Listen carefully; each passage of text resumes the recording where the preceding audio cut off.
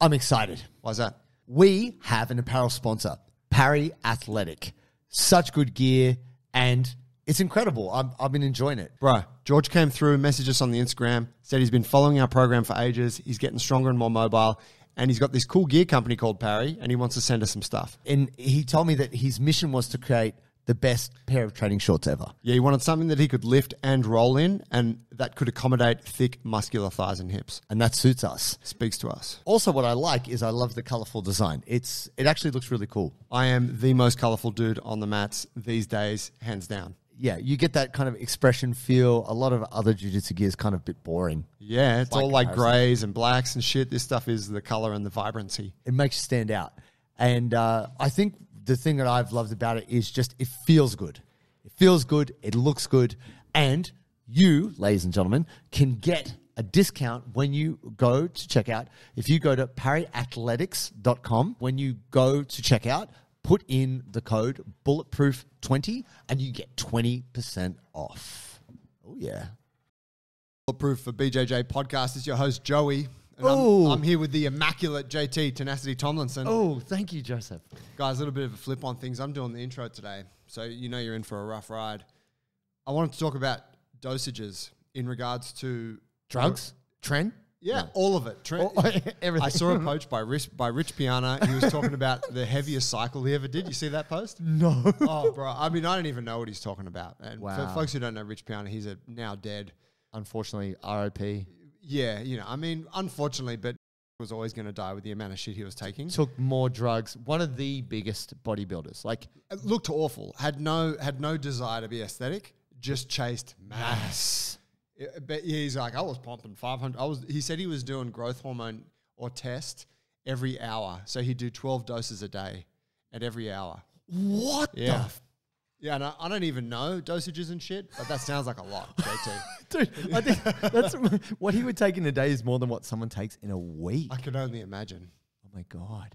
Anyways, shame he's not around because it'd be cool to see what the end result of that prolonged process would be. I believe it's death. I think the we've answer seen is that, death. Too much of a good thing.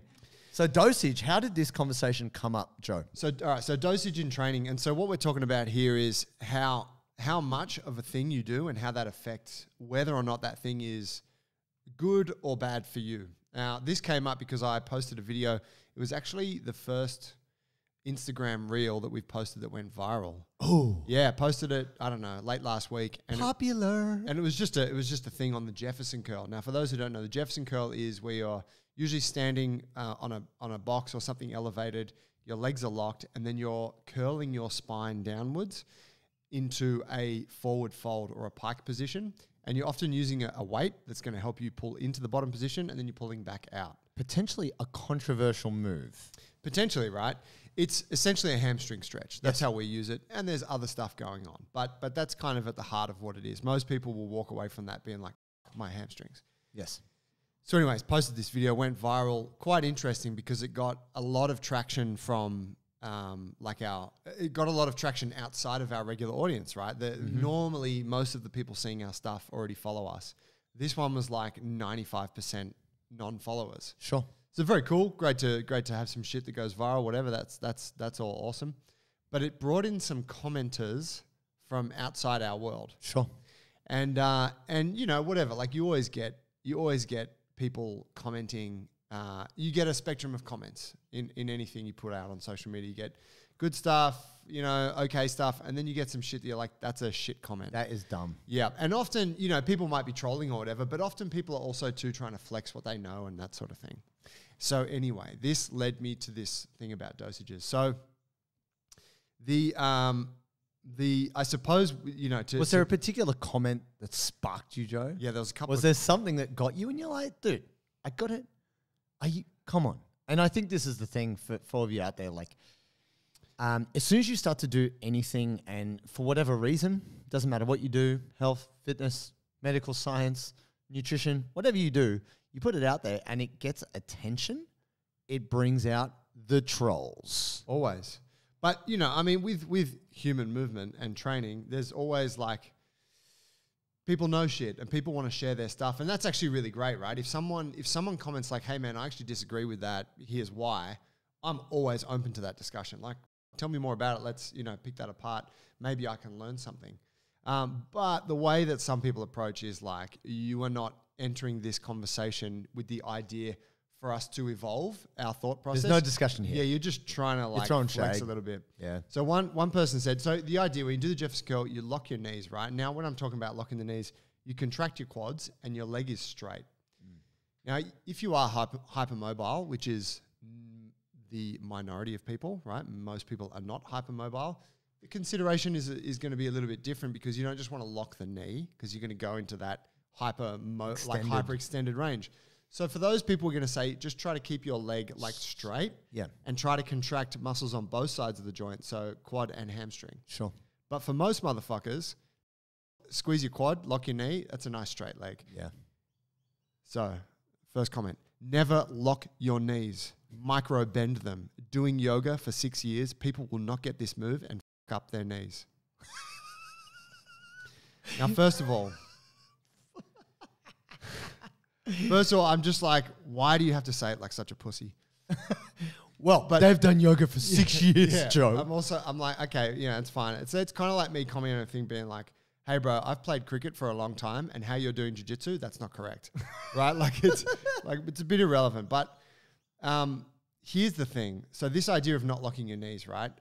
I believe this is a thing in yoga because they're talking about protecting the knee joint and they're talking about protecting the lower back. And you could say, sure. Erroneous. Erroneous. Here's the thing. If you're doing things like, if I'm just hanging out in a stretch for 2, 3, 4, 5 minutes, and I'm being really inactive about it and really passive, and I'm just sinking my knees back into full extension and just hanging my weight, I could see that maybe there's a problem there because I'm not particularly active. There's not a lot of muscular engagement, especially if I'm lacking muscle and lacking tone. If you've got imagine someone coming in who's super flexy and bendy, you're not going to do that with them, right? Yeah, but I think it's also, I just don't agree. I don't agree with that statement at all. If you can't hold any one position with a joint for a minute, then the joint's not that stable. And also the context of this is, which is what we're talking about, right? Yeah. Is jiu-jitsu folks, even though this has reached more than that, most of the time you ask people to lock their knees out and their hamstrings are so tight they can barely do it anyway. That's right. So it's not a question of, people locking out their knees will damage their knees. That's just, it's not applicable here. That's my take on that. Yeah, that's exactly right. It's just, but the thing there that I see is never lock your knees. It's hang on a second. What are you saying there? Are you saying never, ever, ever lock the knees? Even when you walk? Yeah, are you saying that reaching terminal knee extension is bad for you? Because, the body's designed to go there. And when I roll and you put me in a knee bar, we're going to be there. Yeah, under pressure. Yeah, and so I would think it's only rational that I would have at least visited that position within my training a little bit. Of course. Right? Now, this is the thing, right? This is where, so that person is obviously coming at that from, yes, but I've seen people get, let's just say, let's support their argument. What's Lex Friedman called? Steel manning. Let's steel man that argument. Funny phrase. But so, okay. Because there's the straw man and the steel man. All right. Straw man is where you set up a fake argument to make it look weak and then attack it on purpose. Okay. You're like, this is the weakness of your argument, even though, and then you attack a straw man. And so I think what he means by steel manning is let's strengthen their argument. Right. For the sake of discussion. So we can then chop it down. And then fucking destroy it. But so sure, there is a thing there where, yes, if your knees are at full extension and you're hanging out, okay, yeah, you don't have anywhere to move, right? You're fully locked out. There's nowhere for you to go. And that could be a problem. And if you were doing that 5 days a week, I would say that is problematic because you're probably spending too much time at end range, a little bit too much load there, right? Maybe. But here's the thing about dosages. Going there a little bit, going there once or twice a week, this is enough stimulus to prepare you for that position. It's enough for your body to understand what that feels like. But it's also not so much that you're going to cook your tendons because you're hanging out at end range. No. And this is the thing with training, and this is where people will ask is this exercise good or bad? Is that one good for me or is that one? And it's often not a question of good or bad. Sure, for some people, right? Your particular injury status or your particular mechanics, certain movements are better than others. But what's better, Joe? The tractor or the lawnmower? It's a tractor easily because you got attachments. The lawnmower you fix, bro. You cut grass. That's it. I'm hitting Joe right in the heartstrings. How Right. dare you? What an idiot. Yeah. No, that's the kind of thing Tractors- I would say. The tractor's the kettlebell of farm equipment.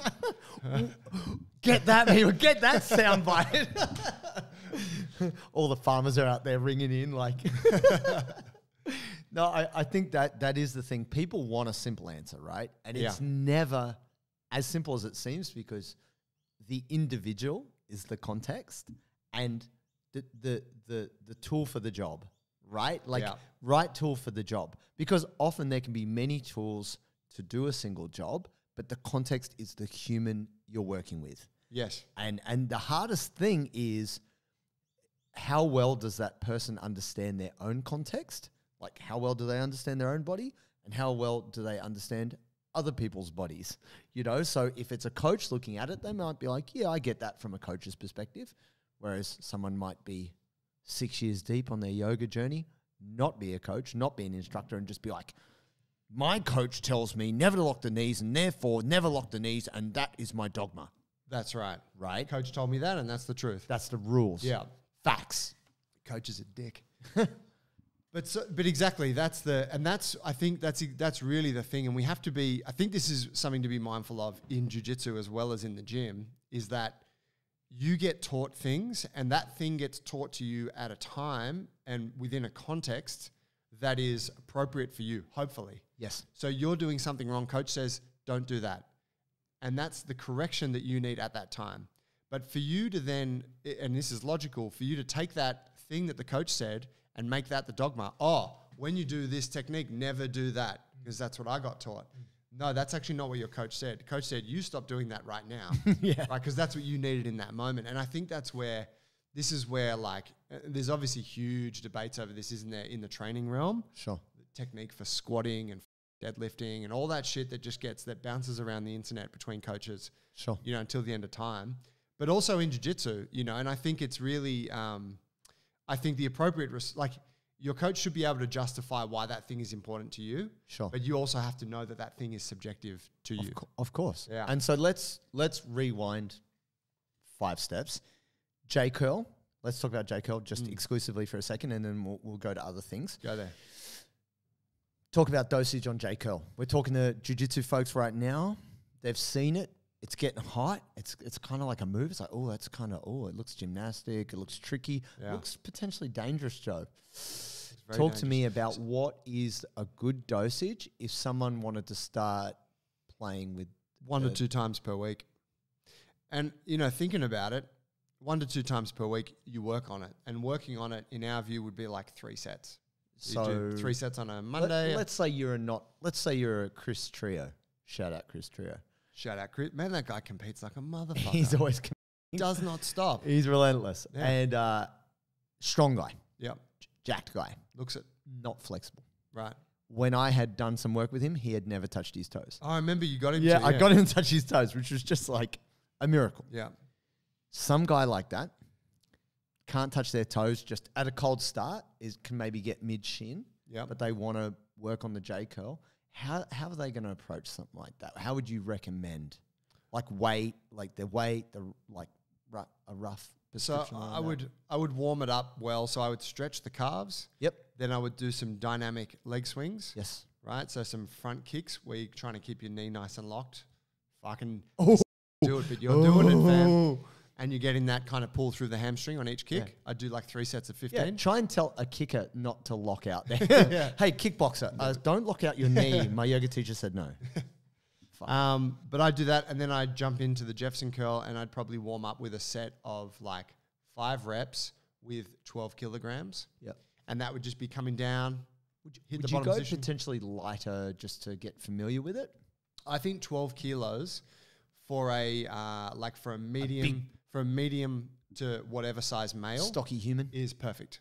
But if you're on the lighter end of that, maybe less. If you're on the light, you could go like 10 kilos. But to be honest, for someone that does, if you are already of moderate strength, that you are training jiu-jitsu, Yeah. you're probably not going to feel it if you're like 8 kilos. Yeah, it's just... You know, so like 10 to 12 is pretty much good for everyone. Okay. Yeah. And this is like a misconception with the Jefferson curl. People see it as I'm holding onto a heavy weight and it's pulling me into a stretch position. No. It's not actually the idea. What's happening is you're using a lightweight, and that lightweight is providing you just an Sensory exaggerated feedback.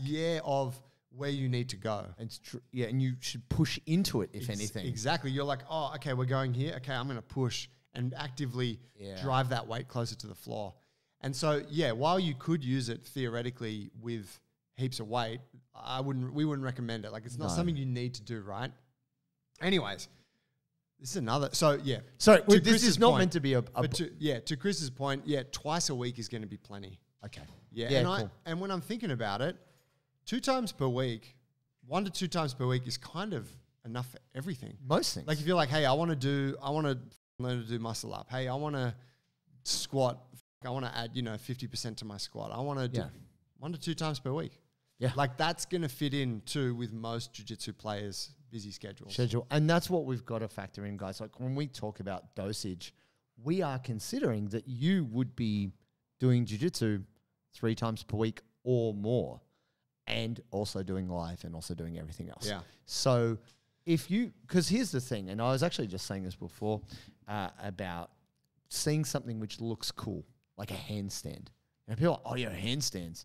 Yeah, I can do that.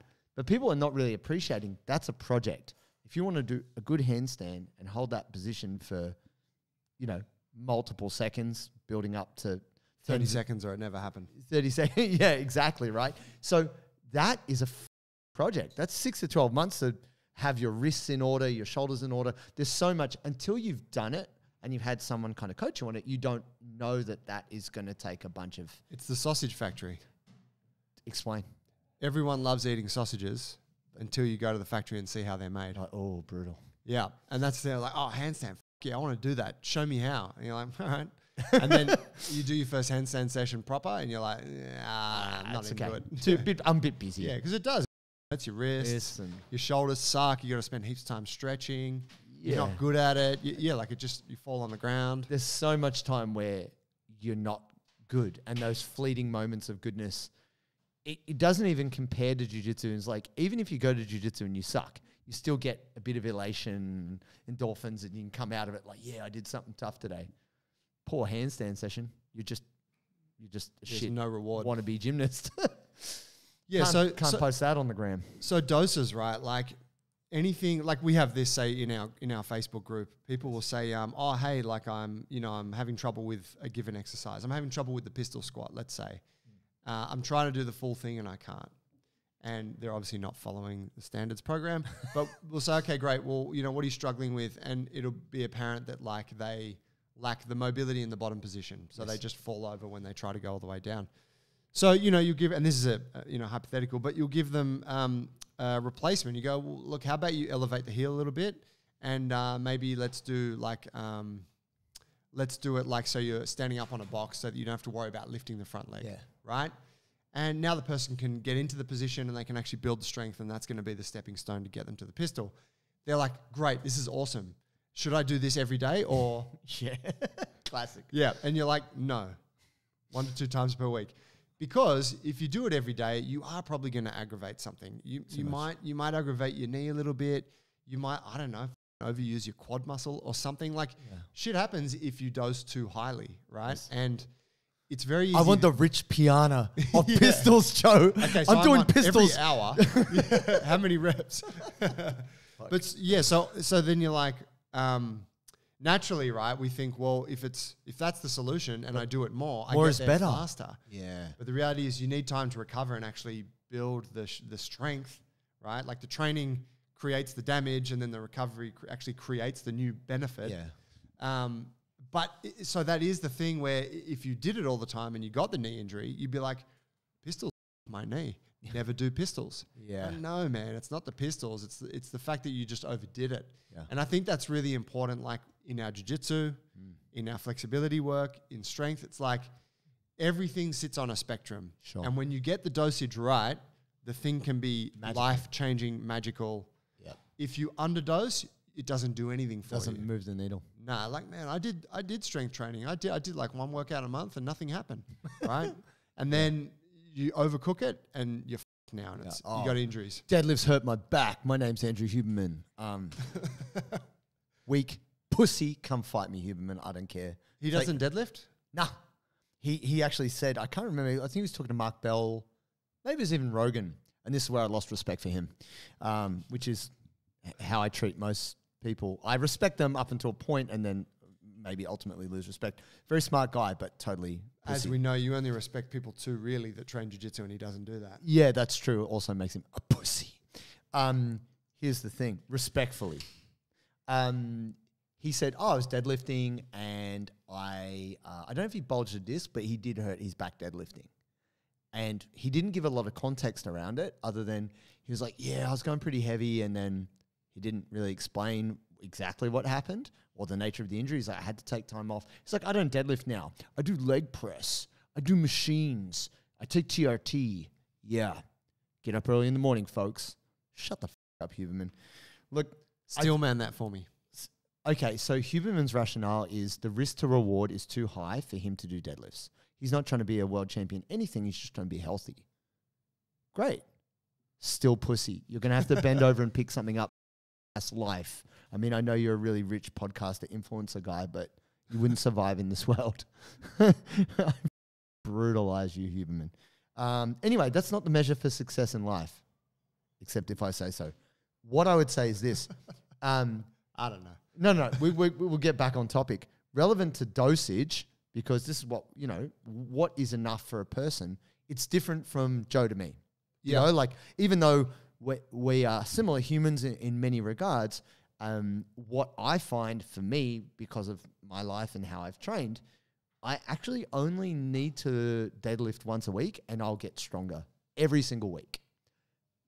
That's because I had so much time doing the thing. If you haven't done that movement a lot, you are going to need more time doing it to get stronger per se. Yeah. You know, and I think this is where it comes into jiu-jitsu, right? Oftentimes we... Well, maybe, but then there's the paradox of the newbie gains, right? Yeah. Oh, yeah. No, there's that too. But what I want to say is, like, oftentimes we take the advice of the expert because they're like, this is what works for me. But we don't recontextualize that back to the beginner. Yeah. And that's what we try and do. I never just say to a client, well, this worked for me. I'm like, well, no, let's see how you go with this. How are you going with that? Oh, it's still hard. Okay, chip away. We need to just stay at this level until you're ready to go to the next thing. Yeah. And I think what's super important is for many people out there, they're like, oh, this person's the best. I'll just do what they do. But you didn't get to see their journey to that point of success. And there's probably a lot of reps at lower, less sexy or less cool things to get them to that high level, whatever that might be, whether it's jiu-jitsu, weightlifting, flexibility. You know, when you see the acrobat doing a handstand in a trapeze, you didn't see all the lower level stuff that got them there. We just see the end result because that's what we care about.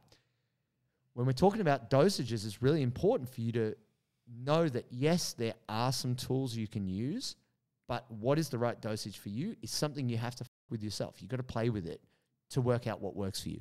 And like for me, stretching, it's got to be every day. If I don't stretch like pretty much every single day, my stretching gains go backwards. Really? Yeah. Okay. Not dynamic. Hips and upper body, or definitely you've got quite mobile hips. Upper body more. Yeah. Like, so my dynamic flexibility is pretty good. Yeah. But more static stuff, like, yeah, I've got to spend time on it every day. Glutes, yeah, right. hip flexors, adductors. And it's not like, I go dramatically backwards, but I just don't have the level I want. Right. And I think this is something that you, unless you spend some time playing with it, you don't know. And so it is good to... You are also, and this is important for the listeners, playing at a level that is more advanced. So the positions you're trying to achieve to the regular person would be kind of extreme. Sure. Right. So you know, I just say that because some people might be like, I got to stretch every day. No. No. You probably don't need to, because where you're trying to get to is achievable with less. No, but what I'm saying is that's how it works for me. Yeah. Whereas I'm saying for you, Joe, like some people might consider us interchangeable of sorts. It might be quite different. Yeah, I'm like, usually one session a week on a thing is enough for me to improve it. Right. Yeah. So let's circle back around. how can this relate to you? You're like, right, I do jiu-jitsu, but I want to kind of get a bit flexy. I also want to get strong. Like, what do I do here? How do I choose? Well, yeah, I think the simplest thing to do is to start with the minimum. Start with the minimum of all the essential things you have to do. Minimum effective dose, MED, my friends. That's right. And work with that for 3 months.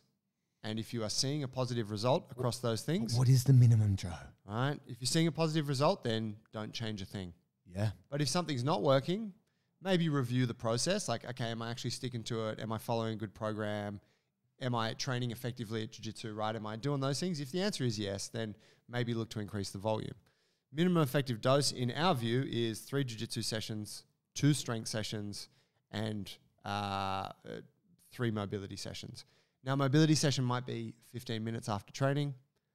Could be 30 minutes stretch down at home. Like, it's kind of whatever it looks like for you. The more advanced you are, the more intense and the bigger that session will become. But for the most part, doing some mobs 3 times a week, training jits 3 times a week, and strength twice should push the needle across the board. At least for us and the thousands of people we've trained, that works consistently. And here's the crazy thing, and I never would have believed this up until about maybe 7 or 8 years ago, when I had stopped training with my Russian coach for a while, and I was still training and following his programs peripherally. And then I went back and I said, no, I want to get in with him and do some training because he's very inspiring, he's very knowledgeable. And he said something to me which was just like, I was like, what? What? This is bullshit. I don't believe you. He said, if you train less, you'll get stronger and you'll get better. How? I train 5 days a week. They don't call me JT Extra for nothing, coach. I was like, come on. I was like, that's bullshit. And he's like, no. He's like, train less and you'll get stronger. It's like the Morpheus red pill, blue pill. Like, I couldn't believe, what if I told you training less would make you stronger? I'm like, I don't believe that, because if I look at all the strongest people in the world, they train a lot. He's like, yeah, but he's like, you don't actually know their program. And he was trying to speak to the nervous system. And he was saying, look, your muscles might be recovered pretty quickly. Like, in terms of your muscles might be sore and then you're ready to go again, but that doesn't mean your nervous system is fully where it should be. And because I was doing jiu-jitsu a fair bit too, I was definitely suboptimal in that way. Under-recovered, you might say. There's the argument that you can never overtrain, but you can under-recover. Term it whatever you like. He's like, you're showing up to that 5th session and you're not strong. Why would you practice lifting and being weak, basically? He's like, better for you to do 3, maybe 4 sessions, but not necessarily, and be well recovered and executing well, the quality being high. Yeah. And making this change has indeed made me stronger and enabled me to actually get bigger. Actually, when I'm trying to put on muscle, I only train twice a week, 3 times a week. I do less, so that there's more room for growth, for recovery. And this is just a thing we're not taught in jiu-jitsu, because the jiu-jitsu dogma is just keep coming. More. Be here tomorrow. Yep. Yeah, more jiu-jitsu is better. And we try to take that idea and extrapolate that to the other realm, like 6 years of yoga, and apply it to something else. It doesn't necessarily translate. The people I talk to who are like, man, I train like 3 times a week jiu-jitsu. Some of those people, like, often they're the biggest motherfuckers I know on them. And then you got those people like, I'm here every day. And you're like, you're still shit. Like, So brutal. you know, not all, right? Like, not all. Like, of course, there's mat rats there every day and they're just savages. But it doesn't correlate that that more is better. And the people that don't, like, when you meet that young parent, the mother of 2 kids who's like, look, I fucking get here 2-3 times at best, and she's good and she's always getting better. And you're like, it's because she shows up with an intention to make the most of this, because this is all I'm getting for the next few days. Yeah. You know, so there's a lot to be said for being deliberate and being intentional about, that's the day I train. Yeah. And so it doesn't really matter, like, however you come at it. This is where, and this is something you can't know. It's hard to, because most people don't write down their jiu-jitsu and they don't know, they don't record it. It's hard to run this back the other way, like to be able to rewind in time and know. But basically, people who are doing 5-6 days a week are generally heading themselves down the path of injury. They are. And you don't know till you get the injury, and then you got to have the time off. And then how much are you training? No days a week. So when you average it out, did you just train 3 days a week, on the whole year? Except the person who trained maybe 3 days a week is not getting the injuries and not taking the time off. And the consistency is what's compounding for them. And I think that's where we go to for dosages. So be mindful of your dosages. Do Jefferson curls. 12 kilograms is enough. You have my permission to lock your knees. You have our permission to round your back. You will be okay. Just be smart about it. And anyone that tells you that's a good or a bad exercise, tell them to get Namaste.